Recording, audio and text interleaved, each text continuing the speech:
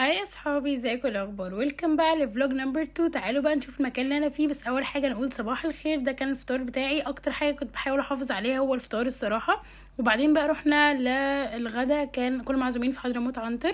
وانا الاول وهله كده كنت شاكه ان هو حضرموت عنتر اللي عندنا في مصر، لحد ما دخلت وشفت المنظر ده كله اتاكدت ان هو نفس اللي عندنا بس فاتح في السعوديه. فده كان حاجه حلوه جدا ان هو يكون حاجه مصريه فاتحه في السعوديه، شكلها بجد تحفه.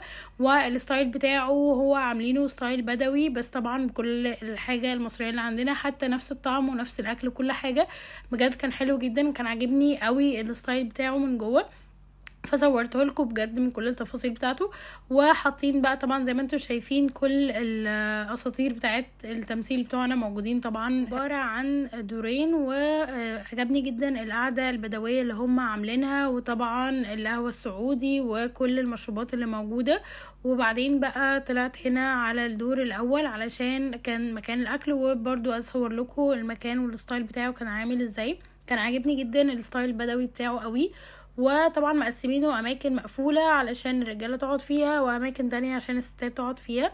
وده كده كان شكلي وانا ماشية في نص الطريق. وطبعا بقى كان لازم اصور لكم الصورتين الفظاع دول.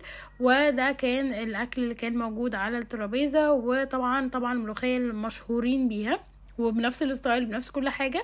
وده الغدا اللي انا خدته، بجد الاكل كله كان طعمه حلو قوي، ومحسيتش باختلاف خالص ما بينه وبين اللي عندنا. وكان عنده حتة عصير ليمون بالنعناع خطير.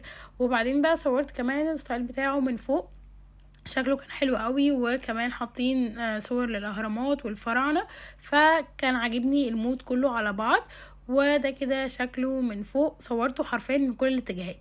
بس بجد كان عاجبني الفكره كلها. وده شكلي انا بقى بالستايل السعودي. فايه رايكم؟ بجد احلى حاجه عجباني ان احنا هناك بتلبس اللي انت عايزه، بس تلبس عليها العبايه وخلاص.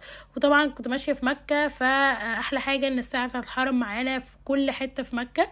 وكنت قاعده الاسبوعين الحمد لله كلهم في مكه، فكان الموضوع حلو قوي ومريح جدا. واستنوا بقى فلوج داي نمبر 3.